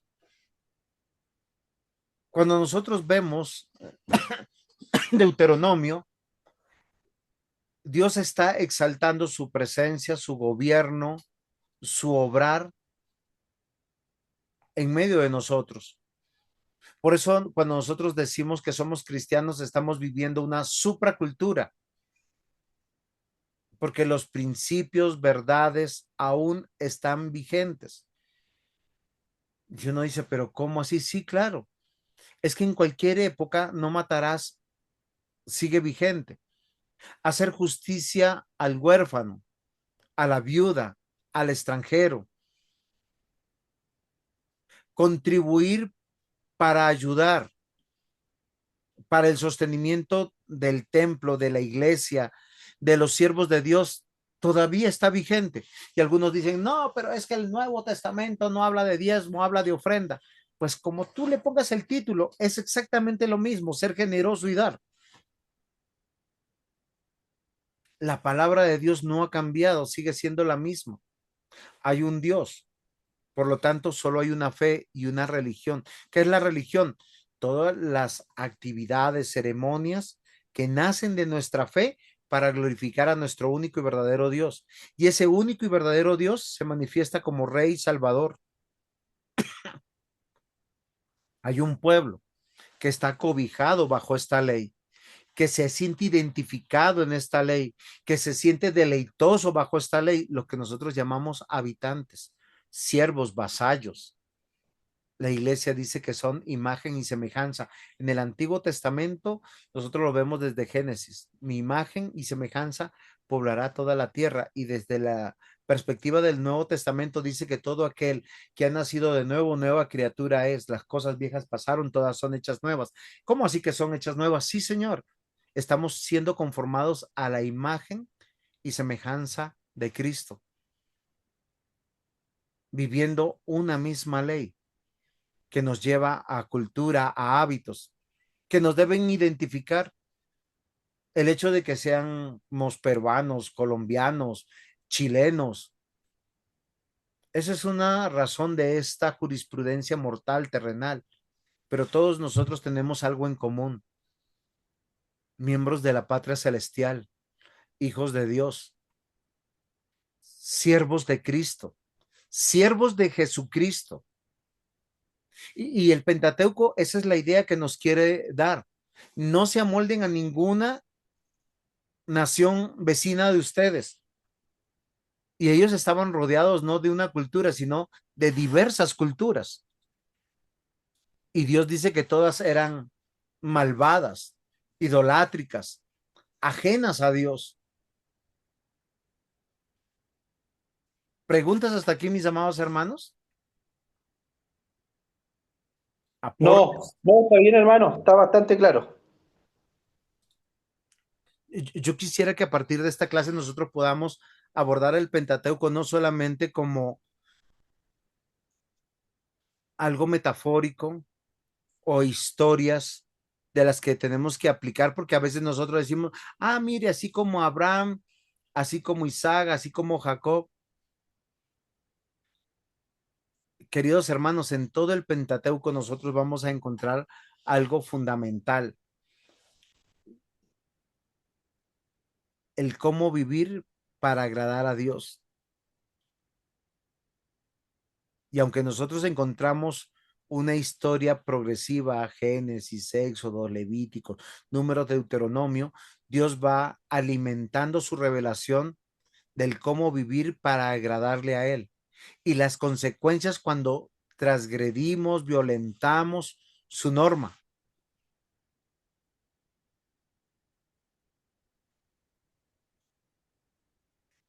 Son evidencias claras de reconocerlo a Él como nuestro Rey, como nuestro Señor, único y suficiente Salvador. Históricamente, la tradición reformada ha visto tres usos principales para la ley. Primero, nos muestra el pecado. Eso es verdad. Pero ¿cómo sabemos que algo es pecado? Pues si la ley dice no hay que hacer esto o hay que hacer lo otro y hay una contravención, pues yo sé que he quebrantado la ley de Dios, pero inmediatamente nos lleva a Cristo. Por medio de la ley también nosotros hemos visto que se restringe el pecado, porque al ser denunciado públicamente hay acciones que nosotros no pudiéramos decir, no sabemos que eso era mal. Voy a hacer un ejemplo para que ustedes vean. Pregunta, ¿matar es malo, sí o no? Bueno, todos saben que matar es malo. Aún molestarme con el hermano, eso es malo. Adulterar es malo. Sí, la ley dice no debes adulterar. No solamente en el contexto del matrimonio, de la fidelidad, de la lealtad al cónyuge, sino también no adulterar nada de lo que Dios ha determinado, porque es un principio más general sobre el tema del adulterio. ¿Y faltar al culto es malo? Por supuesto. ¿Pero qué tan malo es? ¿Alguien ha faltado a algún culto alguna vez en su vida? ¿Cómo? Sí. Todos de pronto hemos dicho, ahora, pero Pastor, fíjense qué ha hecho nuestra conciencia. Todo lo que me afecta a mí es malo. Pero cuando vamos madurando en la fe, realmente vamos a llegar a una comprensión de lo que ofende a Dios, porque no tiene que ver con lo que me afecta a mí o afecta a mi prójimo, porque todo quebrantamiento de la ley tiene que ver con una ofensa directa a nuestro Dios. Tal vez por eso el cuarto mandamiento comienza diciendo, acuérdate del día de reposo. Es el único mandamiento que dice eso. Y para guardarlo, lo amplía y es uno de los mandamientos que, como dice, como que no les quedó claro y nunca les va a quedar claro porque le vamos a sacar como 5 pies al gato para no hacerlo. Dice, acuérdate del día de reposo para santificarlo o apartarlo. 6 días trabajarás, o sea, para guardar el día del Señor, yo tengo que trabajar y hacer mi obra de padre, de esposo, de ciudadano, todos los encargos que Dios me ha dado. Si no, no puedo guardarlo. Y me especifica, en ese día no harás, ni los que están en tu casa, o sea, ni yo, ni mi esposa, ni mis hijos, ni mi criado, ni mi criada, ni tu bestia. Así dice la Reina Valera, no piensen que les estoy diciendo bestia. Dice, ni siquiera tu extranjero que está en tu casa. ¿Por qué? Porque mis amados hermanos, por la ley de Dios no solamente se demuestra o se denuncia el pecado, se restringe el pecado y nos muestra cómo de verdad debemos vivir para Dios. O sea, cómo realmente le amamos y le servimos de manera vertical, individual, personal, pero a su vez colectiva. A mí me parece tan maravilloso eso. Y cuando usted lo puede hacer y ve que lo está viviendo sin que se obligue, o sea, sin ese martirio de decir me tengo que obligar, sino cuando usted lo hace por amor a Dios, usted se da cuenta que no lo hizo usted, lo hizo Cristo, que lo hizo Dios, que lo hizo su Espíritu Santo. Es que la ley no es mala, no es coercitiva, no es como una cadena de fuerza prohibitiva que me está lastimando, dañando, porque toda la ley de Dios es buena. Rolando, eh, sí, es que no sé si usted me recuerda, partió con este periodo cortito haciendo una pregunta. ¿Cuál fue la pregunta? Si acaso el faltar a la iglesia era... malo o no era malo. Ya, ya. Entonces, la pregunta mía es, ¿por qué usted dice que faltar a la iglesia lo hace? Porque yo prefiero que haga la pregunta si acaso el faltar a la iglesia es pecado o no. Muy Porque, bien, porque malo, ya, pero estamos hablando de pecado. El infringir la ley de Dios es un pecado. El pecado es hacer lo contrario de Dios. Entonces, y si está establecido ahí, entonces yo prefiero que usted haga la pregunta, ¿es pecado faltar a la iglesia? Ahí lo entendería mejor y me gustaría saber la respuesta porque la verdad tengo que reconocer que muchas veces no he ido al templo por diversas razones. muchos tendremos un montón de explicaciones, pero no he ido al 100% las veces los domingos al templo. Ok, ¿Me entiendes? Rolando, me va a ayudar tu intervención para hablar de esta parte que yo puedo hablar como el uso incorrecto de la ley, porque el uso incorrecto de la ley tiene que ver con un enfoque legalista que usamos para pensar de una forma moralista. Eh, a veces nosotros hacemos distinción de las palabras para sentirnos más aliviados, como Rolando nos está diciendo. En vez de decir pecado, usamos mal o error. Entonces, el teólogo va a decir, no, pastor, es que pecado es no dar en el blanco y no dar en el blanco, entonces es un error, entonces es legítimo. Pero realmente cuando nosotros hablamos del mal y del bien, el mal no existe, porque no es una persona, no es un ser. El mal es una acción, y por ser una acción, la acción o es buena o es mala. Si es buena, pues es en obediencia el cumplimiento de Dios. Y si es mala, es la transgresión o el pecado. Y yo entiendo lo que Rolando está diciendo. Pero lo que yo quiero llegar a hacer es que Dios no puso su palabra ni el Pentateuco para sentenciar, a justiciar a nadie, sino para que tuviéramos conocimiento, como dice Pablo, del pecado. Y miren todo lo maravilloso de la ley. Quien en su momento se arrepentía y podía hacer un sacrificio por sus pecados eran perdonados. Toda la ley ceremonial nos apunta, si usted tiene pecado y se puede arrepentir, reconocer y hacer una ofrenda de expiación. Por eso yo les decía que la salvación es por gracia y está dentro de la ley. Es que la ley tiene por lo menos algunos aspectos claros. Primero, la norma, lo que dice que hay que hacer. Segundo, nos explica cómo se violenta o se transgrede. Tercero, frente a la transgresión nos habla de una sentencia.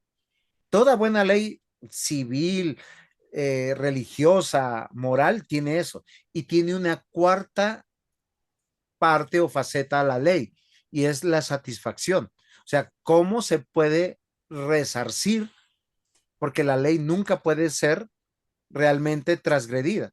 O sea, por eso Romanos capítulo 6, 23 dice, la paga del pecado es muerte, mas la dádiva en Cristo Jesús, nosotros te encontramos que en Cristo Jesús nuestros pecados son perdonados, pero no es porque se nos indultó, sino porque Cristo pagó por nosotros.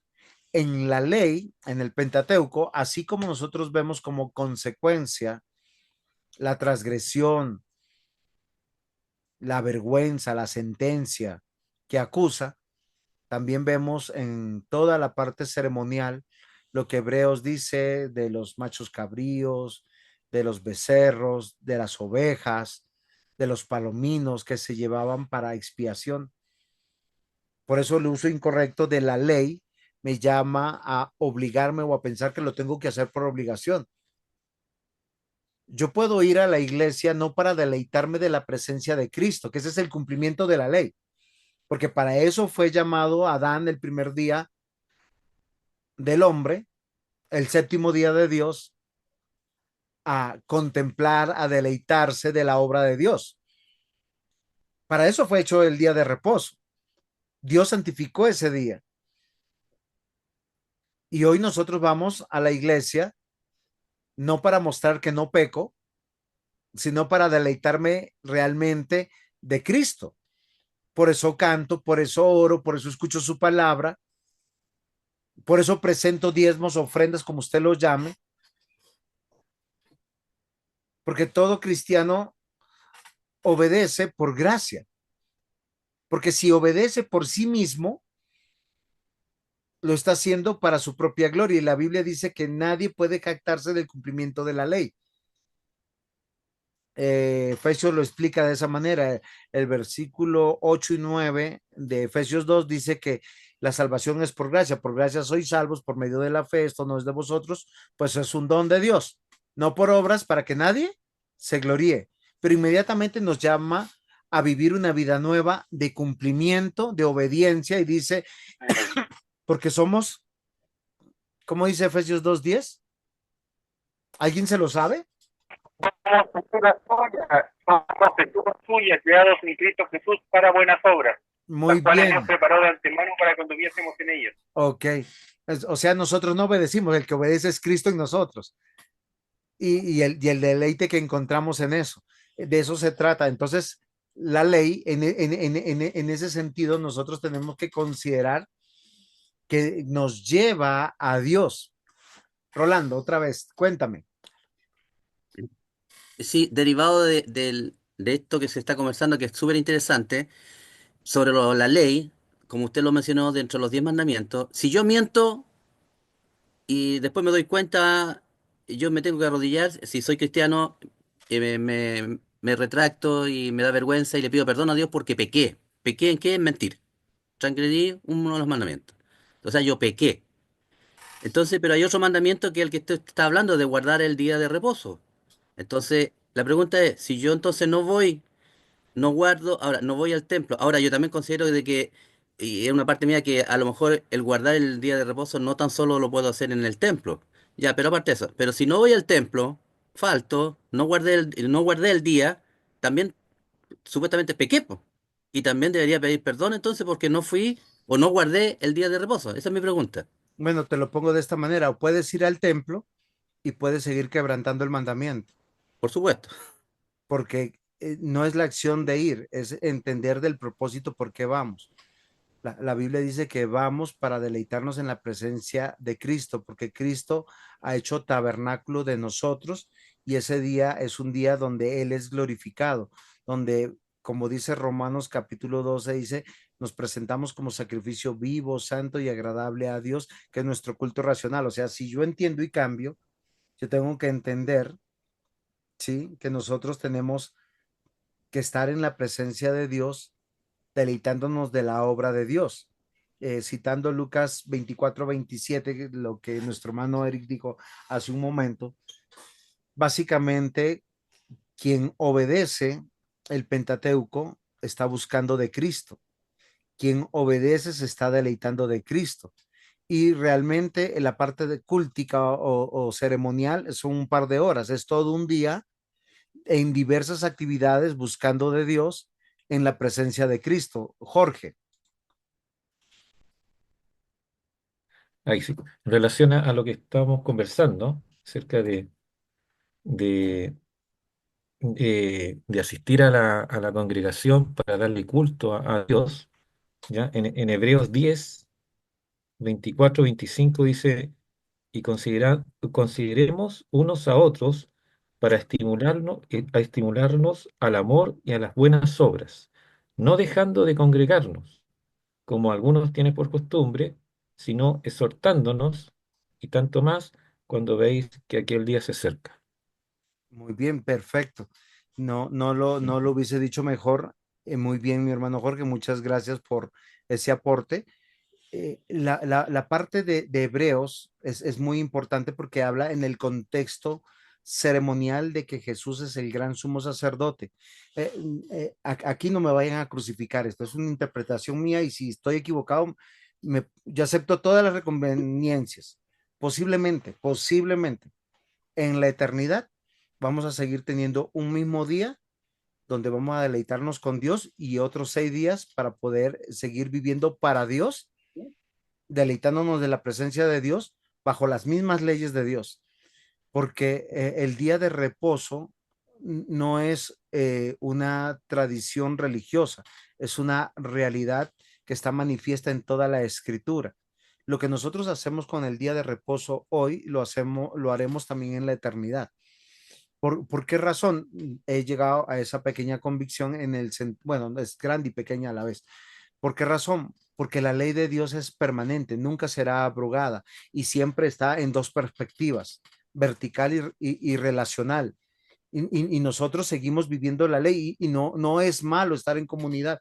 Lo que nuestro hermano Jorge nos está recordando es cuando usted va a la iglesia, no solamente va a adorar a Dios y a deleitarse de Dios, Usted es un instrumento en las manos de Dios para mostrar el amor de Dios, porque todos somos un cuerpo, estamos haciendo labores diferentes. Miren, queridos hermanos, a veces pensamos solo en nosotros. Ay, pastor, es que tengo que hacer esto, es que tengo que hacer lo otro. Sí, claro, pero hay hermanos que el único abrazo que recibirán en toda la semana será el de los hermanos en la iglesia, porque a veces papá y mamá no abrazan. A veces hay esposos, cónyuges que no abrazan. A veces hay jefes y familiares que no abrazan, que no aman, que no escuchan.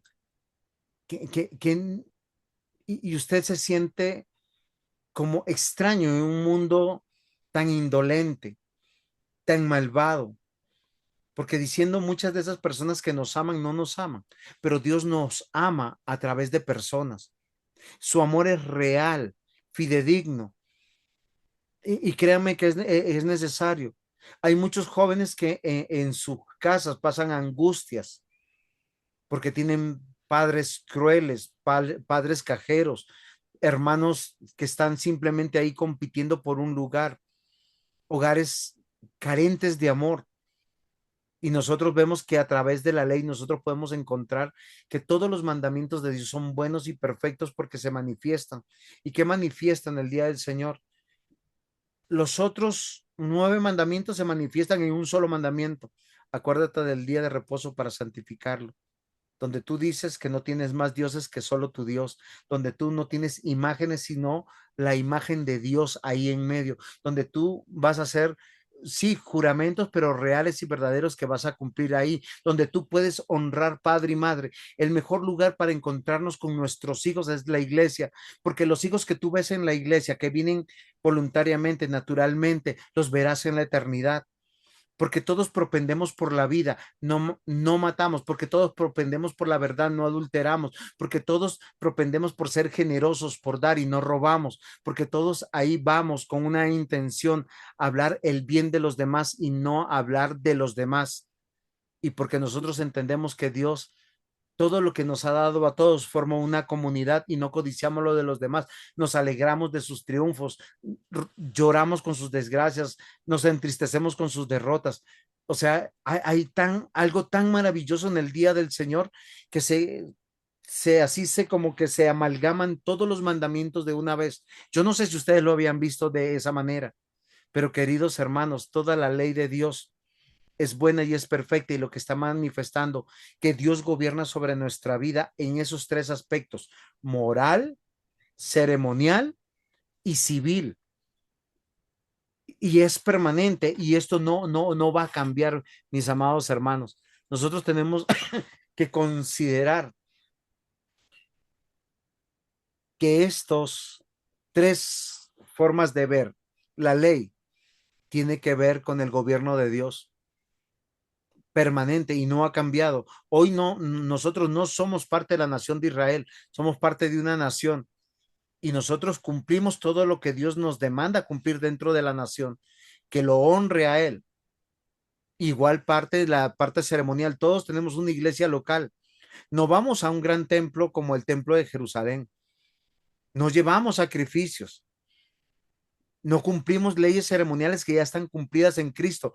Hagan un ejercicio, dibujen el tabernáculo, y cada símbolo del tabernáculo tiene que ver con Cristo. Y Cristo ya lo cumplió, y en Cristo nosotros somos el tabernáculo. La Biblia dice que Él vino a ser tabernáculo de nosotros. Y eso es maravilloso porque es hoy, ya y ahora, y también será en la eternidad. Y créanme que la ley moral determina todo lo que es bueno, todo lo que es santo, todo lo que es justo, todo lo que es verdadero.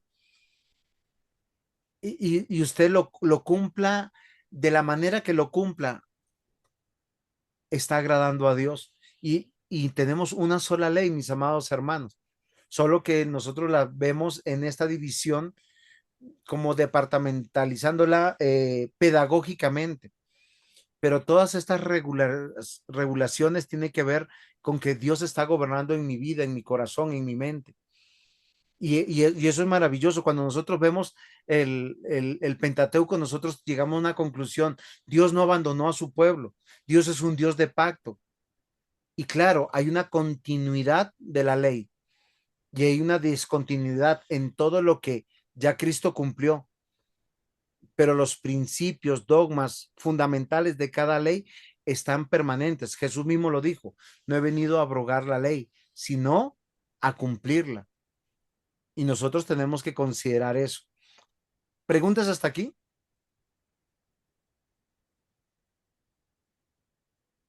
Pastor, yo tengo una consulta Señor. respecto a lo mismo. Sí, Eh, Mire, en cuanto a la ley, ¿cierto?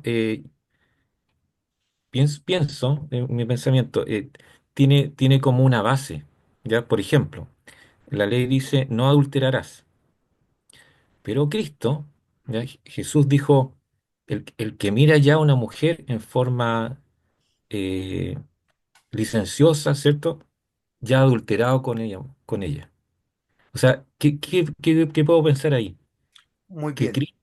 Cristo vino a dar a otro nivel, un nivel superior en cuanto al cumplimiento de la ley. Muy bien. Estamos en el Sermón del Monte y la ley fue dada en el Monte Sinaí. Mm. Dos lugares altos, dos lugares donde se reconoce a Dios.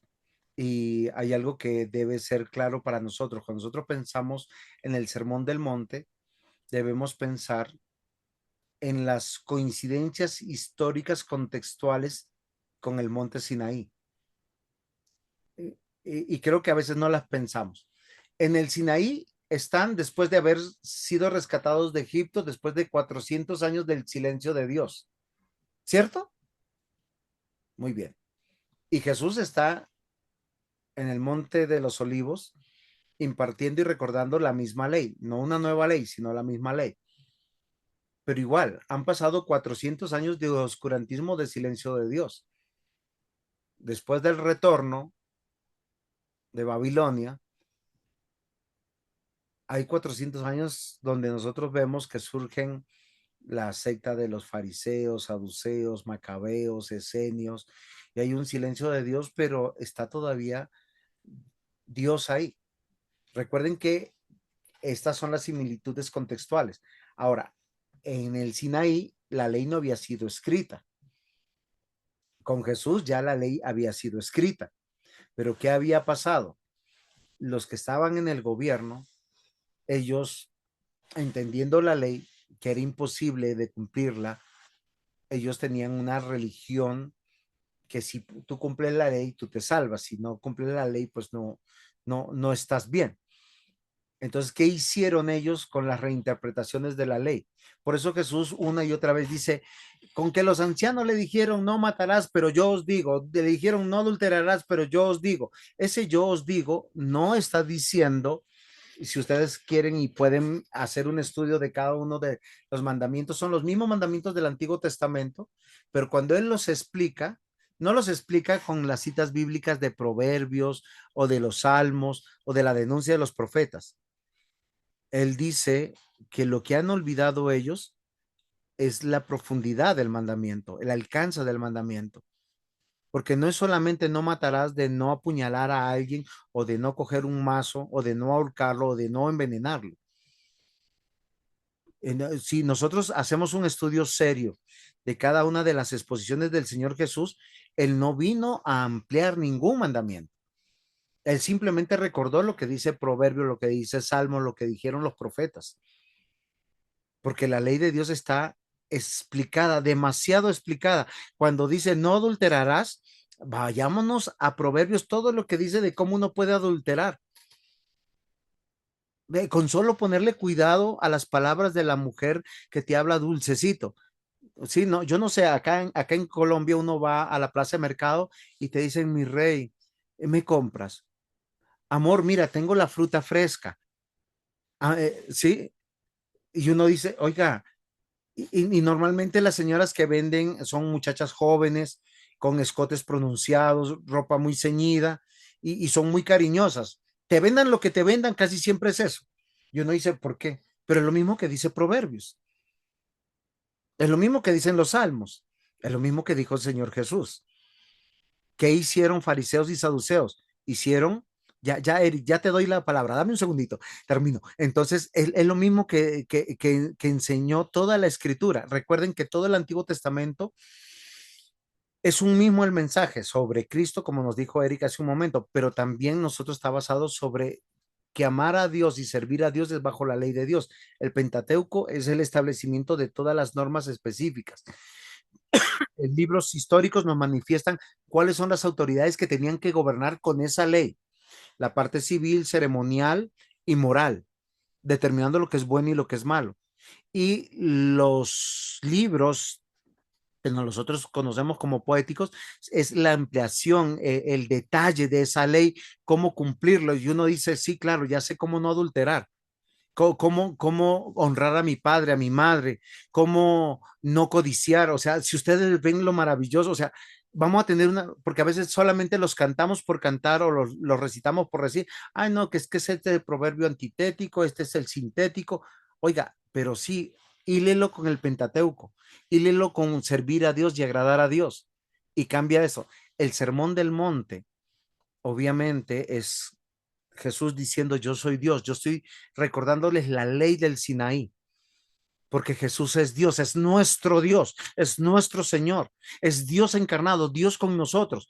Por eso fue tan aberrante que los que lo veían y lo escuchaban no se doblegaran ante él. Eric, espero haberte respondido, Jorge. No, no, No te escuchamos nada, Eric. ¿Estás hablando en lenguas? Ah, ok. no, no, no voy a hablar. Ah, ok, que tenía la mano levantada. Muy bien, mis amados hermanos, como que nosotros estamos ya finalizando clase. Espérenme, ¿qué horas son? Porque yo me emociono y ve, ya si me faltan 8 minutos. Tenía que haber dejado unos 15 o 20 minutos para algo más. Isaías 30:20. Bien que os dará el Señor pan de congoja y agua de angustia. Con todo, tus maestros nunca más te serán quitados, sino que tus ojos verán a tus maestros. Dios nos dejó su palabra, conjuntos, reglas, enseñanzas. Es lo que regula, lo que sistematiza nuestra vida aquí en este mundo. Y es como Dios manifiesta que Él vive y reina. No es en el aire. O sea, lo que los profetas dijeron es que nosotros tenemos que caminar el camino de la ley, el camino de la voluntad de Dios, porque es la única manera de agradar y no se refería solamente a la parte ceremonial del culto. Yo no sé si, no tengo la cita aquí en mi pantalla, pero la denuncia más grande de Isaías fue, oiga, ustedes se roban las propiedades de los huérfanos, de las viudas, de los extranjeros, son indolentes con el dolor de los demás. Y nosotros tenemos que considerar, mis amados hermanos, que el Pentateuco es la ley de Dios, fue inspirada por Dios y bueno, espero que el Señor nos ayude.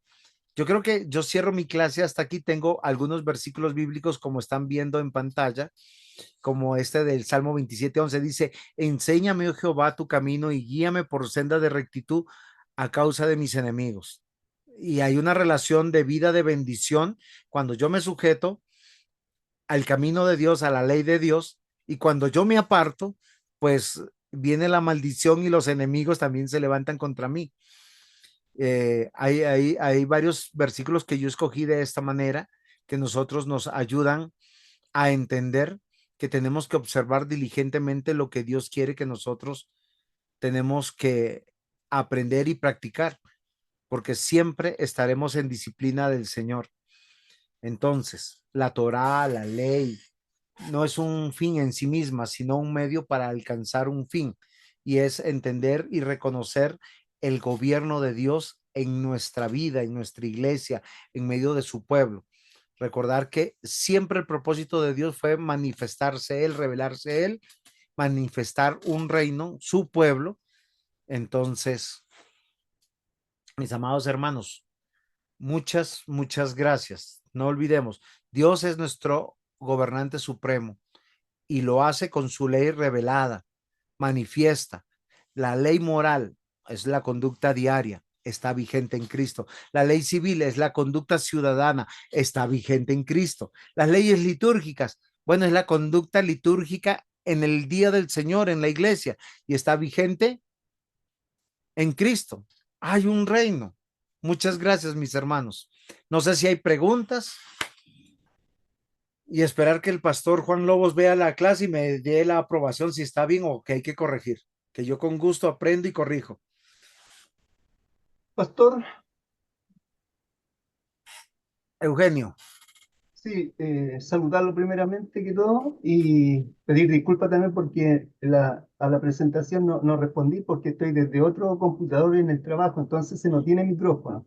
No me Eh, preocupe. y ahora vine corriendo a la casita, como me quedé cerca, prendí este. Por eso se ven dos prendidos. Sí, yo creo que uno de los mayores problemas que nosotros tenemos es que queremos como separar tanto el Antiguo Testamento con el Nuevo Testamento. Y, y me gustó mucho lo que dijo la semana pasada de que cómo interpretamos nosotros la Escritura. Y, y, y eso me lleva a concluir en que, claro, cuando nosotros separamos los libros y vamos directamente y pensamos de que la ley es algo separado de lo demás, o que se refiere solamente a la ley ceremonial, la cual no tenemos que practicar, es donde cometemos el error.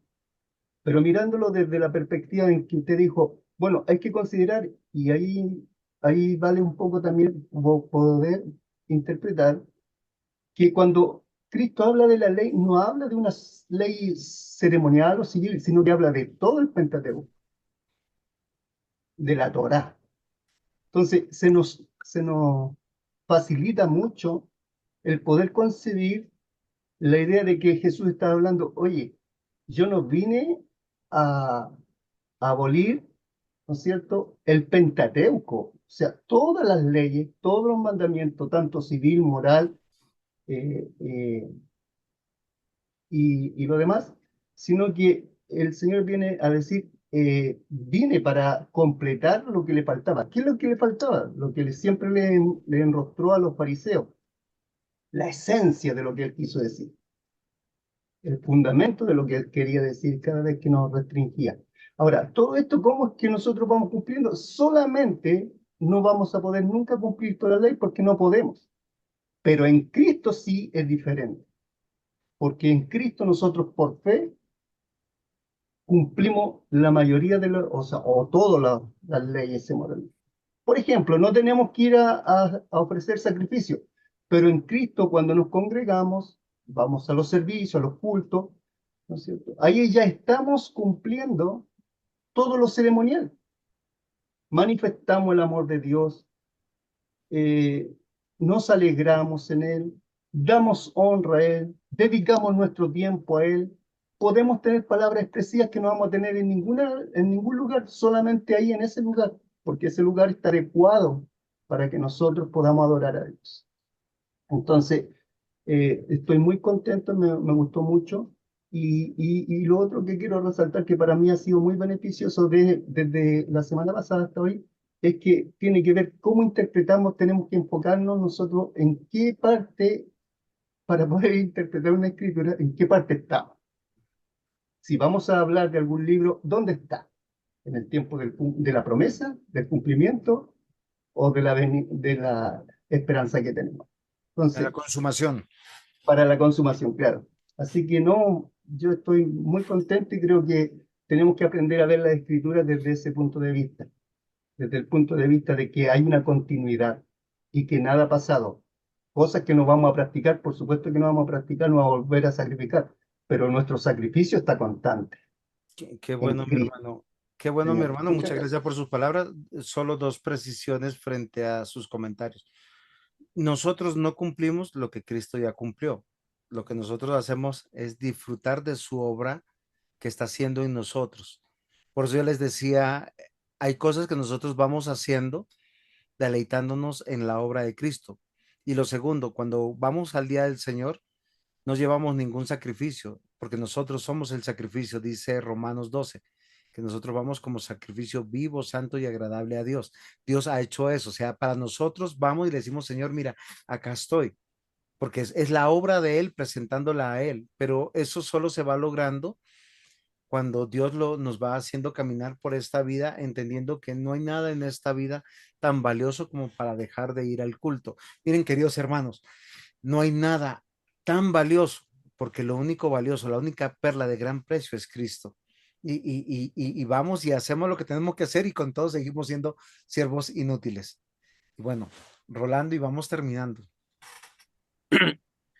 Pastor, no puedo dejar pasar el momento que ya está terminando la clase de elogiarlo. Y yo sé que usted como buen cristiano lo va a recibir como que viene de Dios. Y es decir, para darle ánimo a usted que siga enseñando y se siga preparando, porque para mí ha sido una muy buena charla, una muy buena educación y sé que me va a edificar. Y se lo agradezco y al Señor le agradezco el hecho de estar en medio de esta clase. No sabe cuánto beneficio trae para mi vida. Así que para Dios sea la gloria y usted siga preparándose porque nos ayuda mucho. Gracias por sus generosas palabras y las recibo de esa misma manera. Somos siervos inútiles, instrumentos en las manos de Dios. Y si siempre pido algo a mis estudiantes es oren por mí, porque normalmente cuando nosotros estamos haciendo una tarea esforzada es cuando somos presas de los ataques y presas de cosas que no queremos lidiar a veces, pero tenemos que reconocer que vivimos en un mundo que está en conflicto con el reino de nuestro Dios, con los siervos de Dios, y es mejor orar unos por otros siempre, siempre en esa dependencia. Nunca pensar que estamos firmes, que estamos fuertes, porque eso es una trampa de nuestro propio corazón. La idea es siempre estar dependientes. Y si algo pueden hacer mañana, orar simplemente porque el Señor me guarde y me guarde seguro en su mano, en su propósito, y que yo pueda seguir estudiando, porque como les digo a mis estudiantes, a veces se me ocurre cada locura y, y en el año 2023 yo hice un curso de diplomado sobre todo la introducción al Antiguo Testamento. Las conclusiones que estoy compartiendo con ustedes es el estudio de todo un año sobre cómo se presentó ese diplomado y fueron conclusiones que se fueron decantando de lo que hoy yo les estoy diciendo. O sea, hice un y el Señor nos ayude, pero hay que seguir adelante, mis hermanos, siempre orando unos por otros, edificados unos por otros, y quisiera pedirle a nuestro hermano, no sé, a Gerson, que no ha hablado, si ore por nosotros para despedirnos. Amén, pastor. Amado Padre, Señor, alabamos, glorificamos, Señor, bendecimos tu nombre. Gracias porque nos llamaste, Señor, para ser tus hijos. Señor, y gracias también por este tiempo en que podemos buscarte más, Señor, a través del testimonio de tu palabra. Señor, te rogamos de manera especial que tú añades cada día de tu gracia, sabiduría, Señor, temor a nuestro pastor, quien desde otra latitud nos enseña, Señor. Gracias porque tú permites este medio tecnológico para reunirnos y para encontrarnos. Ayúdanos, Señor, a cada uno de nosotros para que tu palabra haga vida en nuestros corazones, para que podamos, Señor, cada día ir reflejando más tu carácter, Señor. Ayúdanos en nuestras vidas, en nuestra cotidianidad. Ayúdanos, Señor, también a ser sacerdotes en nuestras familias, Señor. Llevarlas y conducirlas a ti. Bendícenos, Padre, en lo que queda de día y acompáñanos, Señor. Te agradecemos en el nombre de Jesús, tu Hijo amado. Amén. Amén. Amén. Nos veremos el próximo sábado. Tengan mañana un buen día del Señor. Amén. El Señor les bendiga. Dios les Amén. bendiga, pastor. Amén. Dios les Chao. bendiga. Amén. Chao.